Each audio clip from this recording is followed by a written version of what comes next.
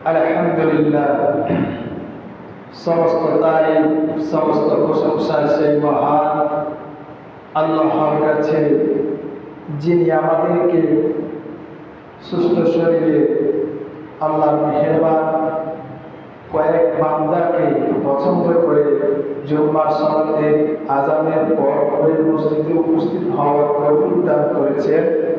সেই মহান আল্লাহর কাছে আমরা শুকরিয়া আদায় করি। সবাই আলহামদুলিল্লাহ। লক্ষ কোটি দুরূদ ও সালাম মানবতার শ্রেষ্ঠ বন্ধু, বিশ্ব নবী, বিশ্ব নেতা, যে নবী ওই জাহিলি যুগে মানুষকে হেদায়েত প্রাপ্ত করেছেন কোরআন দিয়ে, তার নৈতিক কার্যকর কাঠামো দিয়ে আল্লাহ রাসূল সাল্লাল্লাহু আলাইহি ওয়াসাল্লাম মানুষকে অন্ধকার জীবন থেকে আলোর দিকে ফিরিয়ে আনেছেন। সে মহান ব্যক্তিত্ব, তার প্রতি আমরা দরুদ পেশ করি। সবাই বলি সাল্লাল্লাহু আলাইহি ওয়াসাল্লাম।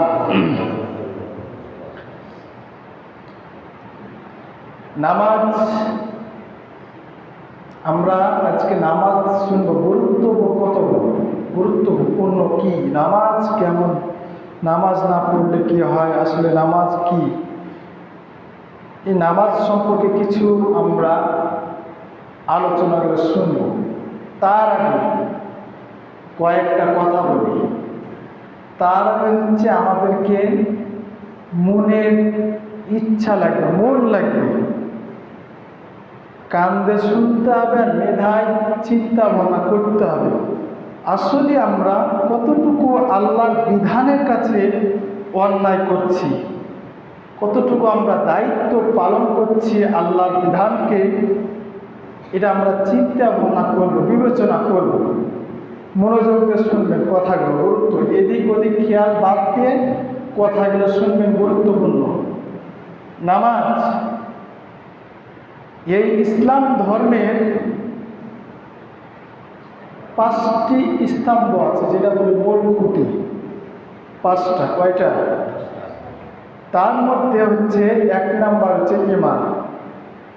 আগে ঈমান আনতে হবে, তারপরে আল্লাহর বিধান, আল্লাহ রাসূলের কাঠামো, সিস্টেমগুলো আমাদেরকে আমল করতে হবে। তাহলে আমরা সওয়াব হবে এবং জান্নাত জাহান্নাম থেকে আমরা বাঁচে জান্নাতে প্রবেশ করতে হবে। আমাদের আমল সঠিক হবে।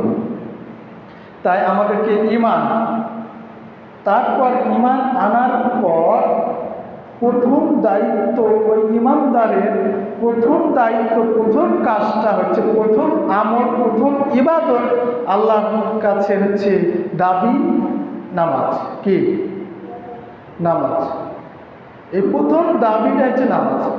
তাহলে আমাদের ছোট্ট একটা দৃষ্টান্ত দিয়ে আমরা বুঝি কি, আমরা একটা সামিয়ানা টাঙ্গার জন্য 5টা খুঁটি লাগে ছায়া করার জন্য, 4টা, মিডিল একটা, 5টা খুঁটি লাগে। মিডিলের খুঁটি যদি আমরা না দিই, তাহলে সামিয়ানা মিডিলখান বসে ওই পুনরায় মাটিতে ঠিকে যাবে। 1 কোণা খুশিয়ে দিলে আরেক কোণা যা চোখ পড়ে যাবে। মানে 5টাই আমার খুঁটি লাগবে একটা সামিয়ানা করার জন্য, ছায়া অবনত করার জন্য, পানি থেকে নিরাপত্তার জন্য, আমাদের যে কোনো কাজের জন্য, আমাদের এই নিরাপত্তার স্থান আমাদেরকে আশ্রয় দেওয়ার জন্য, আরামদায়ক করার জন্য আমাদের 5টা কি লাগে? খুঁটি লাগবে ওই সামিয়ানাকে টাঙ্গার জন্য। ঠিক তেমনই আমাদের ওই কিয়ামতের ময়দানে আরশের ছায়া এই নামাজদারকে দেওয়া হবে। তাহলে আমাদের এই 5টা খুঁটি যদি না থাকে, আমাদের আরশের ছায়া থাকবে? আরশের ছায়ার বাইরে থাকবে। কিয়ামতের ময়দান আর এই দুনিয়ার সময়, এই সময়টা হচ্ছে আমরা বুঝি কি, কিয়ামতের সময় অনেক দীর্ঘ, আর দুনিয়ার হচ্ছে 1 দিন, আর কিয়ামতের হচ্ছে 50। কি? আমি তো উল্টা বললাম। হ্যাঁ, না, কিছুই বুঝছেন না। দুনিয়ার হচ্ছে 50,000 বছর, আর কিয়ামতের 1 দিন। আর কিয়ামতের একদিন 50,000 বছর। আমরা 40 বছর, 50 বছর, 60 বছর বাঁচি না। আমাদের জীবন ত্যাগে, মায়া ত্যাগ করে চলে যায় দুনিয়াটাকে। তাই আল্লাহ তাআলা বলছেন, ওয়া'মুর আহলাকা বিস-সালাতি ওয়াস্তাবির আলাইহা। আপন পরিবারকে নামাজ পড়ার আদেশ দাও। এটা কার কথা? এটা আল্লাহ তাআলা কথা। সূরা তাহার 132 নম্বর আয়াতে আল্লাহ তাআলা বলছেন, ওয়া'মুর আহলাকা বিস-সালাতি ওয়াস্তাবির আলাইহা। আপন পরিজনকে নামাজ পড়ার জন্য তাগিদ দাও, আহ্বান করো নামাজ পড়ার জন্য, আদেশ দাও। আপন পরিবার, আপনার পরিবারের ছেলে মেয়ে, আত্মীয় স্বজন, নাতি পুতিন, বড় বাচ্চা সবাইকে আদেশ দাও। এটা কার কথা? এটা আল্লাহ তাআলার কথা। আল্লাহ বলছেন। আর বলছেন কি, লা নাসআলুকা রিজকুহা। আমি তোমাদের কাছে রিজিক চাই না, বরং আমি রিজিক দান করি। আমি আপনাদের কাছে, তোমাদের কাছে, কারোর কাছে আমি রিজিক চাই না। এটা আল্লাহ বলছেন কি, আমি তোমাদের কাছে রিজিক চাই না, আমি রিজিক দান করি। তাহলে আমাদের আদেশ দিচ্ছেন আল্লাহ তাআলা, আমাদের পরিবার পরিজন, ছেলে মেয়ে, আত্মীয় স্বজন সবাইকে দাওয়াত দিতে হবে, বলতে হবে নামাজ পড়ো, নামাজ পড়ো। নামাজের জন্য আমাদেরকে কঠোর হতে হবে। এটা আল্লাহ তাআলা আদেশ দিচ্ছে, নামাজ পড়ো, তাগিদ দাও। আর রাসূলুল্লাহ সাল্লাল্লাহু আলাইহি ওয়াসাল্লাম বলছেন, তোমার সন্তানকে কি করো? আদেশ দাও 7 বছর থেকে বয়স পরিণত হবে, তুমি আদেশ দাও নামাজের জন্য, নামাজ পড়ো, নামাজ পড়ো। এবার 9-10 বছর হবে, তাকে পড়া দিয়ে দিতে হবে, নামাজ পড়ো, লাঠির আঘাত দিয়েও না হলেও নামাজের জন্য কড়া হতে হবে। রাসূল সাল্লাল্লাহু আলাইহি ওয়াসাল্লাম তাই বলছেন। আর বলছেন, যদি তাও না হয়, তাকে বাড়ি থেকে বের করে আলাদা করে তুমি দায়িত্ব দিবা কেন? এটা কার নির্দেশ? আল্লাহ রাসূলের। আর আল্লাহ তাআলা বলছেন, ওয়া'মুর আহলাকা বিস-সালাতি ওয়াস্তাবির আলাইহা। তোমাদের পরিবার পরিজনকে কি করো? আদেশ দাও, নামাজের জন্য তাগিদ দাও, আদেশ দাও। তাই এই প্রেক্ষাপটে শুধু ওদেরকে আদেশ দিতে হবে, নিজেরাও নামাজ পড়তে হবে। নারী পুরুষ প্রত্যেকটা ব্যক্তি, মানুষের জন্য নামাজ কি ফরজ, নামাজ ফরজ। আল্লাহ তাআলা বলছেন সূরা নিসা 103 নম্বর আয়াত, আল্লাহ তাআলা বলছেন ফরজ। আচ্ছা, ফরজ যদি আমরা তরক করি, ভালো করে বুঝেন কথাটা। ফরজ কাজ, ফরজ মানে কি? অবশ্যই করতেই হবে, কোনো কৌশল করা হবে না, কোনো ধান্দা দেওয়া হবে না, কোনো অসহায় দেওয়া হবে না। আমার সময় নাই বা সময় পাচ্ছি না বা এই করছি না, এই কাজের মাধ্যমে কোনো কৌশল খাটা হবে না। ফরজ বিধান মুসলমানদের জন্য অবশ্যই করতে হবে। কোনো কৈফিয়ত করা যাবে না, কোনো নসিহত করা যাবে না। আপনার ফরজ বিধান যখনই আদেশ পালন করতে হবে, যখন যেই মুহূর্তে, ততক্ষণই আপনি হতে পারবেন মুসলমান। তার আগে মুসলমান হতে পারবেন না। মুসলমান থেকে বাদ হয়ে যাবে ফরজ তরক করলে। মানে ফরজ তরক করলে আপনি কুফরি করছেন, আল্লাহর বিধান, আল্লাহর আইন আপনি অমান্য করছেন, অস্বীকার করছেন, কুফরি করছেন। তাহলে আপনার ওই দরকার নাই। তাই আল্লাহ তাআলা নামাজ আল্লাহ তাআলা ফরজ করেছেন, কড়াভাবে ফরজ করেছেন। অবশ্যই 5 ওয়াক্ত নামাজ মুমিনদের জন্য ফরজ করা হয়েছে। আল্লাহ তাআলা বলছেন, ইন্নাস সালাতা কানাত আলাল মুমিনিনা কিতাবাম মাওকুতা। নিশ্চয় নামাজ নির্দিষ্ট সময়ের মধ্যে ফরজ করা হয়েছে। কার জন্য? মুমিনদের জন্য। ইহুদি খ্রিস্টান অমুসলিম এদের জন্য না। যারা ঈমান আনার পর প্রথম দায়িত্ব, প্রথম ইবাদত, আল্লাহর হক, আল্লাহর আদেশ হচ্ছে নামাজ। নামাজ, এই নামাজ যদি না পড়ে আল্লাহর হক থেকে আপনি বঞ্চিত থাকবেন। আপনার দায়িত্ব সব ছেড়ে দেবে। দুইটা রিজিকের জন্য আমরা নামাজকে ছেড়ে দিয়ে দৌড়ঝাঁপ দৌড়াদৌড়ি করছি। কিন্তু নামাজ নির্দিষ্ট সময়ের মধ্যে তোমার নামাজ ফরজ করা হবে মুমিনদের জন্য। অবশ্যই যখন আযান হবে, যখন আল্লাহু আকবার বলবে, কোনো ঈমানদার বলতে পারে না কি আমার আর একটু কাজ আছে, আর একটু সময় আছে, নামাজটা 3টার দিকেই পড়ব।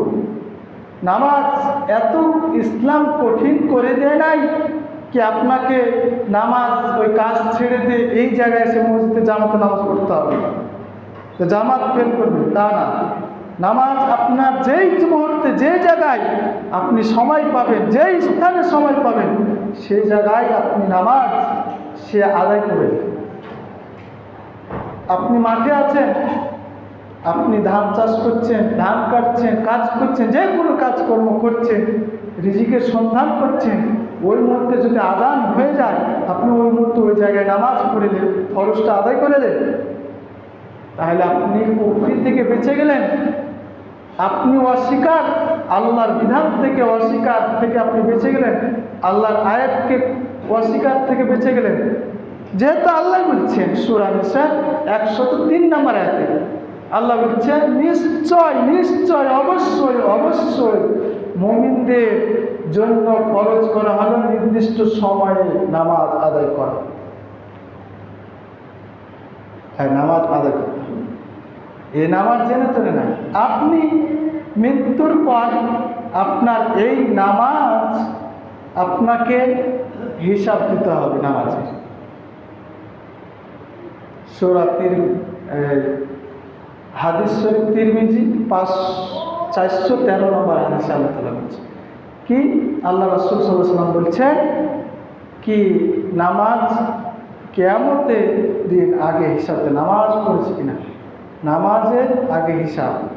ইন্না আউওয়ালা মা ইউহাসাবু বিহিল আবদু ইয়াওমাল কিয়ামাতি মিন আমালিস সালাতি।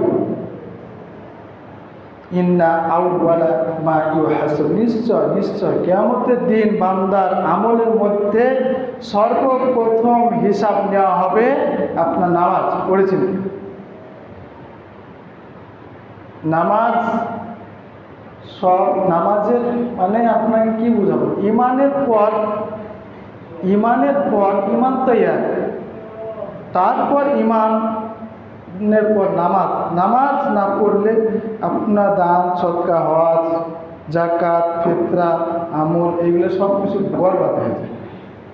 নামাজ পড়লে দান, সদকা সব কিছু বরবাদ হয়ে যায়।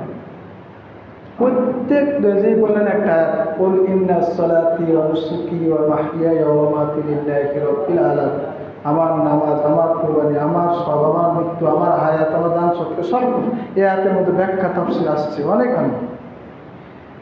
আমার নামাজ, আমার কুরবানি, আমার মৃত্যু, আমার হায়াত, আমার জানাজা, আমার সব কিছু, আমার দান, সদকা এর মধ্যেই আছে। কি নামাজ সব কিছু আল্লাহ সন্তুষ্টির জন্য, নামাজকে আগে দিচ্ছে। প্রত্যেকটা মুমিনের, প্রত্যেকটা ইমানদারের সর্বপ্রথম নামাজ। আমরা নামাজে যাই, এই বেনামাজি এমনভাবে পড়া বুঝিয়ে দিয়েছেন আল্লাহ রাসূল সাল্লাল্লাহু আলাইহি ওয়াসাল্লাম বলছেন, এই বেনামাজি যারা, তাদের কোনো ইসলাম বা মুসলমান বলতে পারবে না। আমি মুসলমান দাবি করার কোনো হকই নেই, বুঝতে পারবে না আমি মুসলমান, এভাবে দাবি করা। ওই বুঝতে পারে নামে রহমান, আব্দুর রহমান, আব্দুর রহিম, আব্দুল করিম, আব্দুল জাব্বার, যাই বলেন ওর নাম মুসলমান হতে পারে, নিজে মুখে মুসলমান করতে পারে, কিন্তু আল্লাহ রাসূলের ভাষায় সে মুসলমান দাবি করা না করা আমরা মুসলমান দাবি করতে হবে, তার দিন নাই। এই যে আল্লাহ তাআলা বলছে, আল্লাহ রাসূল সাল্লাল্লাহু আলাইহি ওয়াসাল্লাম বলছেন, লা সাহমা ফিল ইসলাম লিমান লা সালাতা। আপনি বলতে পারবেন নাকি যে নামাজ পড়ে না, ইচ্ছাকৃতভাবে ছেড়ে দেয়, নামাজ বাদ দিয়ে দেয়, নামাজ পড়ে না, সে বলতে পারবে না কি আমি মুসলমান। মুসলমান দাবি করে তার হক নাই। আল্লাহ রাসূল তাই বলছে, ওই ইচ্ছাকৃতভাবে যে নামাজ ছেড়ে দিল, সে বলবে না কি আমি কি মুসলমান করা, তার দাবি করার কোনো হক নাই। তারপর আল্লাহ রাসূল সাল্লাল্লাহু আলাইহি ওয়াসাল্লাম বলছেন, মান তারাকাস সালাতা ফালা দীনা লাহু। যে ইচ্ছাকৃতভাবে নামাজ ছেড়ে দিল, তার দিন নাই, তার ধর্ম নাই, তার ইসলাম নাই, ইসলাম থেকে খারিজ হয়, বাদ হয়। ইচ্ছাকৃতভাবে নামাজ ছেড়ে দিয়ে দিন নাই, শোনা না। শুধু তাই নয়, নামাজ যে পড়ল না, ইচ্ছাকৃতভাবে ছেড়ে দিল, তার ঈমান আমল শরীর কুফরি করল, কাফের অবস্থায়। আল্লাহ রাসূল সাল্লাল্লাহু আলাইহি ওয়াসাল্লাম তা বলছেন, قال رسول الله صلى الله عليه وسلم قال من ترك الصلاة متعمدا فقد كفر جهارا। মান তারাকাস সালাতা, যে ব্যক্তি ইচ্ছাকৃতভাবে নামাজ ছেড়ে দিলাম, ফামান ইল্লা মুতাআদ্দিয়ান ফাকাদ কাফারা। কাফারা দুই শব্দের ব্যবহার হয়, কুফরি করলো এবং কাফের হয়ে গেল। কুফরি করলো এবং কাফের হয়ে গেল। সে ইচ্ছাকৃতভাবে নামাজ ছেড়ে দিল, সে কি করলো? কুফরি করলো এবং কাফের হয়ে গেল। জিহার ফাকাদ কাফারা জিহার, সে কাফের হয়ে গেল, কুফরি করল। তাহলে আপনি বলেন বেনামাজিদের অবস্থা কেমন? বেনামাজি যারা নামাজ পড়ে না, ইচ্ছাকৃত নামাজ ছেড়ে দিল, ওই কিয়ামতের মধ্যে বিনা হিসাবে জাহান্নামে। বিনা হিসাবে কি? জাহান্নাম।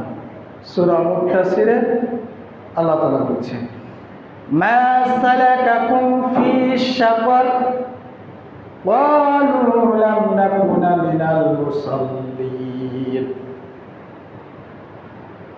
আম্মা ইয়াতাসাআলুনা আনিল মুজরিমিন। এই জান্নাতীরা, এই যারা দুনিয়ায় আমল, নামাজ, কালাম, আল্লাহর ঈমান নিয়ে মৃত্যু হওয়ার পর জান্নাত কামাই করবেন, তখন এই দেশে দেখেন না অনেক বেনামাজি জাহান্নামে যাবে, তখন দেখতে পাবেন জাহান্নামে অমুক ভাই, ওই ভাই, ওই ভাই জাহান্নামে উঠতেছে।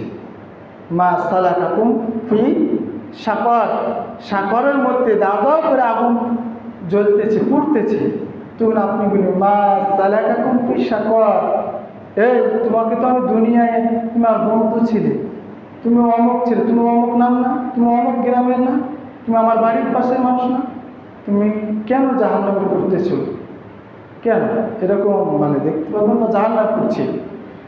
তাহলে মা সালাকাকুম ফি সাকার, ওই সাকারের মধ্যে দাও দাও করে আগুন জ্বলতেছে। আর বলছে না তুমি জাহান্নামে কেন? তুমি বলছে মিনাল মুসাল্লিন, আমরা দুনিয়ায় কি করতাম না? নামাজ পড়তাম না, মুসল্লি ছিলাম না। তো বিনা হিসাবে জাহান্নামে যাচ্ছে। কোনো আছে সূরা মুত্তাসিরের 40-39 নম্বর আয়াত, 38-42 নম্বর আয়াত আল্লাহ তাআলা বলছে, এই চারটা আয়াত আছে। ইয়াতাসাআলুনা আনিল মুজরিমিন, ওই পাপীদের সম্পর্কে জিজ্ঞাসা করছে, মা সালাকাকুম ফি সাকার, ওই সাকারের মধ্যে তোমরা দাও দাও করে জ্বলতেছে কেন? আগুনের সাকর নামক একটি জাহান্নামের নাম।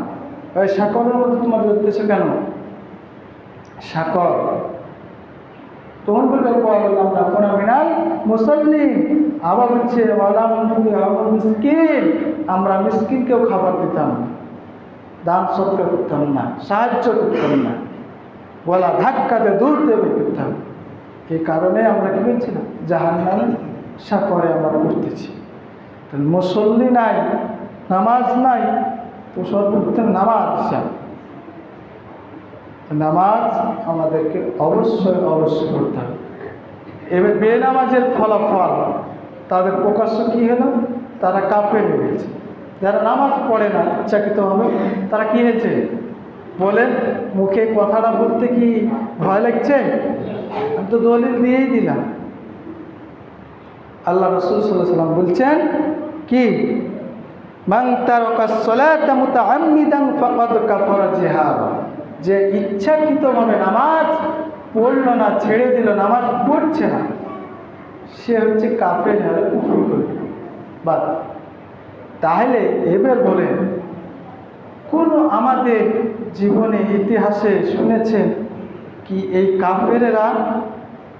এই কাফেররাকে জানাজা করা হয়েছে? শুনেছেন?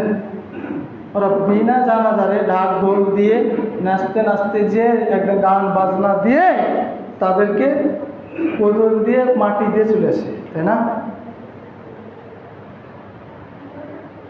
এটা হচ্ছে কাজ। জানাজা লাগে না তোদের, লাগে কাফেরের লাগে। অমুসলিম মুসলমান থেকে বাদ হয়ে গেছেন আপনি চিন্তা ভাবনা করছেন না কি আমি যে নামাজ পড়ছি না আমার মুসলমান দাবি করার কোনো হক থাকছে না, আমি যে নামাজ পড়ছি না আমি ইসলাম থেকে আমি বাতিল হয়ে যাচ্ছি, আমি যে নামাজ পড়ছি না আমি যে কুফরি করছি, আমি কাফেরের অবস্থান করছি, আমি এইটার চিন্তা ভাবনাও এক মুহূর্ত করছি না। তাহলে আপনি বুঝেন, তাহলে আপনার জানাজা এবং জানাজার নামাজ করা, দোয়া করা, দান সৎকার করা কি কাজ হচ্ছে? ফলাফল আসছে? হবে?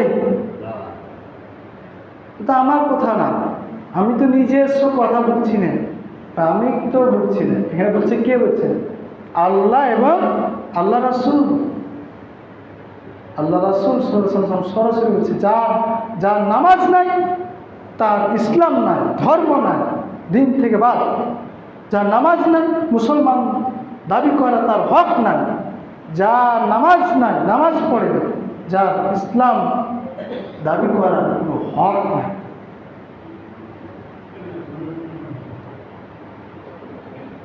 শুধু তাই নয়, বেনামাজিরা কি হবে জানেন? যারা নামাজ পড়ে না তারা হচ্ছে এই যে ফেরাউন, আবু জেহেল, উতবা, সাইবা, এই যে এই শয়তানগুলোকে চিনেন? এরাকে তো দেখিনি, এরা নাম শুনেছি, এদের ইতিহাস শুনেছি, এরা চূড়ান্ত দুশ্মন। এরা কি ছিল? চূড়ান্ত ইসলামের দুশ্মন। এদের সাথে এদের সঙ্গে আপনি জাহান্নামে যাবেন। তাহলে এদের আযাব, এদের কঠিন আযাব কেমন হবে তাও ইতিহাসে আল্লাহ রাসূল সাল্লাল্লাহু আলাইহি ওয়াসাল্লাম বলেই দিয়েছে, আল্লাহই বলে দিয়েছেন যে এদের আযাব কী যে হবে, এদের সাথে জাহান্নামে যাবে।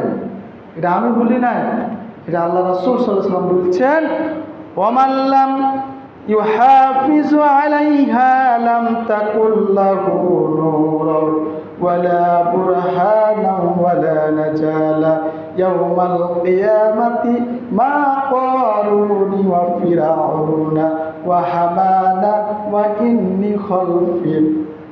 যে নামাজ পড়ে না, নামাজ ছেড়ে দেয়, নামাজ বাদ দিয়ে দেয়, এটা আল্লাহ রাসূল সাল্লাল্লাহু আলাইহি ওয়াসাল্লাম। যে নামাজ পড়ে না তার জ্যোতি থাকে না, তার আলো থাকে না, তার নূর থাকে না। আর এরা হচ্ছে ওই কিয়ামতের ময়দানে জাহান্নামে যাবে। এই যে বলছে ফিরআউনা ওয়ারুনা ওয়া হারুনা, এই যে এদের বন্ধু, এদের ভাই, এদের সাথী, এদের সাথে আপনি যাবেন জাহান্নামে, এদের সঙ্গী হবে। তাহলে আপনার এক কথায় আল্লাহ রাসূল সাল্লাল্লাহু আলাইহি ওয়াসাল্লাম বলছে, এ সাহাবীরা শোনো, একজন অমুসলিম এই মুহূর্তে এই জোহরের আজানের 10 মিনিট আগে সে যদি ইসলাম ধর্ম পালন করে, লা ইলাহা ইল্লাল্লাহু মুহাম্মাদুর রাসূলুল্লাহ সাল্লাল্লাহু আলাইহি ওয়াসাল্লাম, এই যে কালমা আশহাদু আল্লা ইলাহা ইল্লাল্লাহ, এই অমুসলিম মুসলমান বা ইমানদার ইমান হলো, ইমান গ্রহণ করলো, তার দায়িত্ব কি বলে? নামাজ। জোহরে 10 মিনিট আগে ইমান গ্রহণ করলো, ওকে ফজরের সালাত তার আদায় করে নেওয়া, তারপর আসরের সালাত আদায় করে নেওয়া, তারপর মাগরিব সালাত আদায় করবে না, তার ঈমান আনার পর নামাজ। কেন এই কথা বলছে? আর মুসলমান এবং কাফের ওয়া মুশরিক, সাঁওতাল, খ্রিস্টান, হিন্দু, আবু জেহেল, উতবা, শয়বা, হারুন, ফেরাউন, এর মধ্যে পার্থক্য হচ্ছে নামাজ দিয়ে। কি দিয়ে? নামাজ দিয়ে। তার তো আবু জেহেল নামাজ পড়েছিল, আর ইতিহাসে ঘটনা আছে, কিন্তু ইসলামের চূড়ান্ত দুশমন করেছে। এদের পার্থক্য, কাফেরদের অমুসলিম এবং মুসলমানের পার্থক্য হচ্ছে নামাজ দিয়ে। অমুসলিম নামাজ পড়ে না, আর আমরা মুসলমান নামাজ পড়ি, আল্লাহর কাছে মাথা নত করি, বিনয় করি, আল্লাহর সাথে কথা বলি, আল্লাহর কাছে সাহায্য প্রার্থনা চাই। এটাই পার্থক্য নামাজের মাধ্যম দিয়ে কার? মুসলমানের ঈমানের পরিচয়, পার্থক্য হয় নামাজ। তাহলে নামাজ শুধু পড়লে হবে না, কি নামাজ ফরজ হয়েছে নামাজ পড়ব, এটা শুধু না, আরও পড়া আছে নামাজ। নামাজের মধ্যে এত সত্য। আমরা দেখি এমন এমন নামাজি আছে, তারা হচ্ছে লোক দেখানো নামাজ পড়ে। কি করে? বলে এরাও ধ্বংস। নামাজ পড়ছি, লোক দেখানো। কি দেখানো? লোক দেখানো।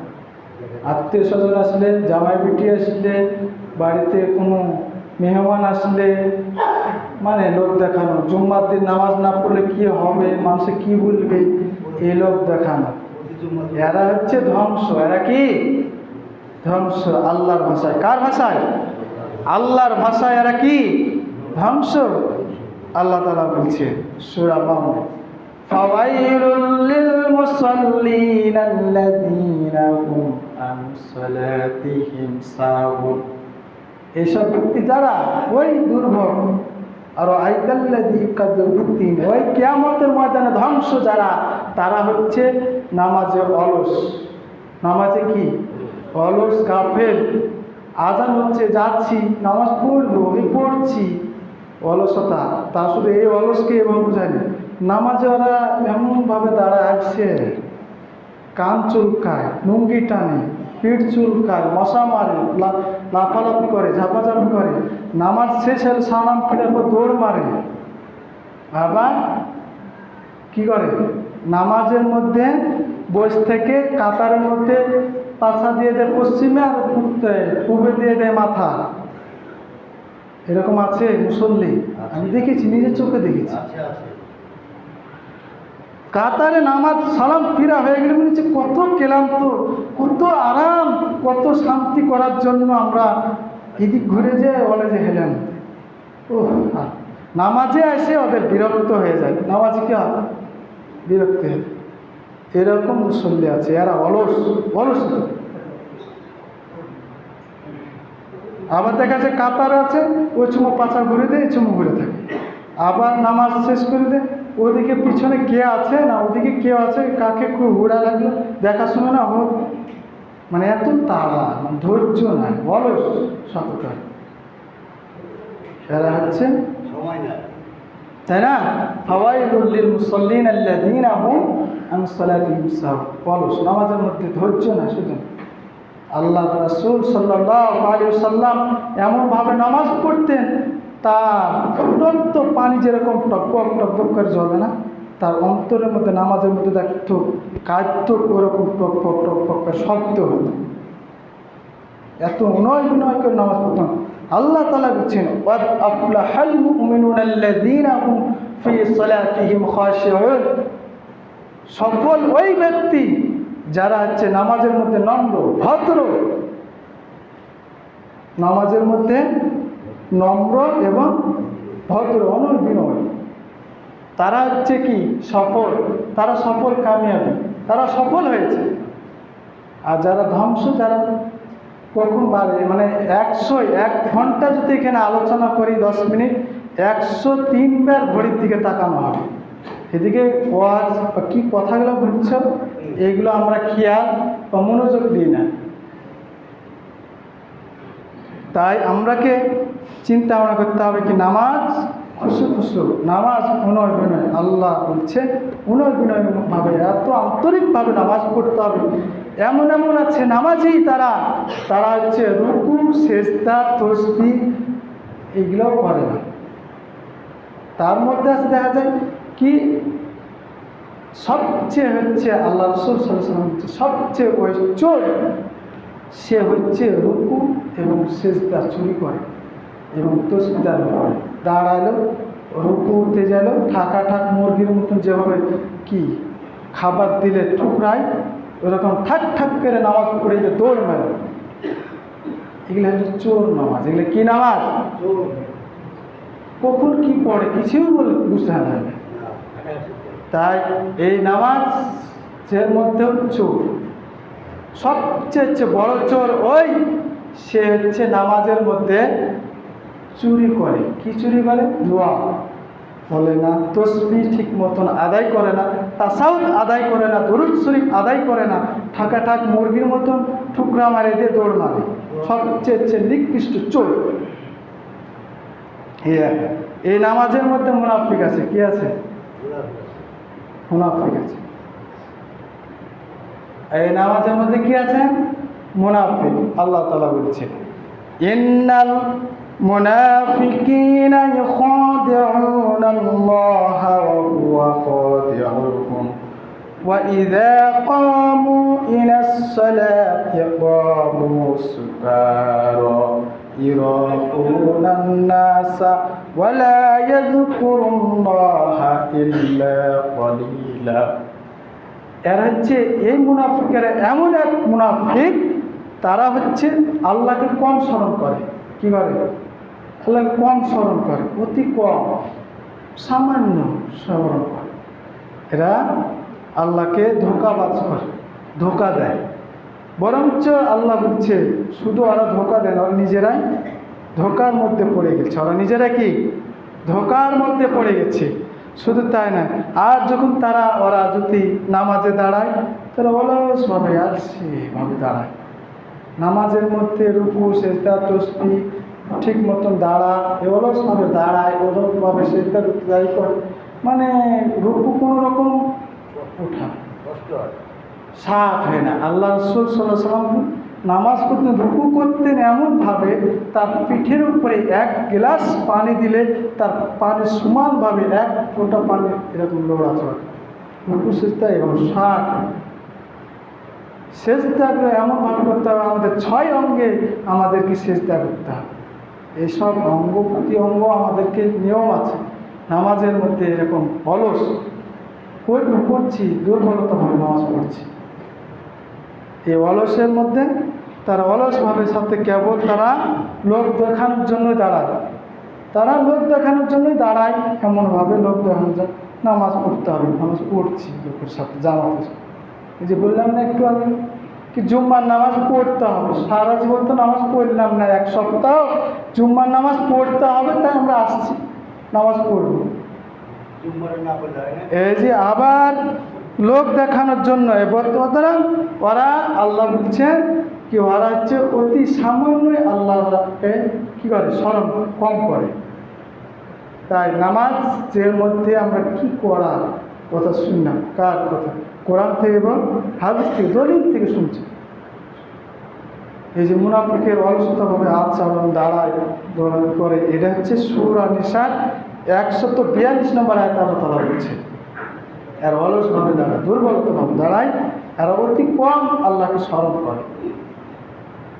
এই হচ্ছে তাহলে যারা বেনামাজি তাদের ফলাফল, তারা কাফের হয়ে গেছে। কি হয়েছে? ওরা নামাজ পড়ে না, কাফের হয়ে গেছে, কুফরি করছে, আল্লাহর বিধানকে, আল্লাহর আইনকে, আল্লাহর সিদ্ধান্তকে অস্বীকার করছে, হচ্ছে না? তাহলে শয়তান কোথায় থেকে আবিষ্কার হলো?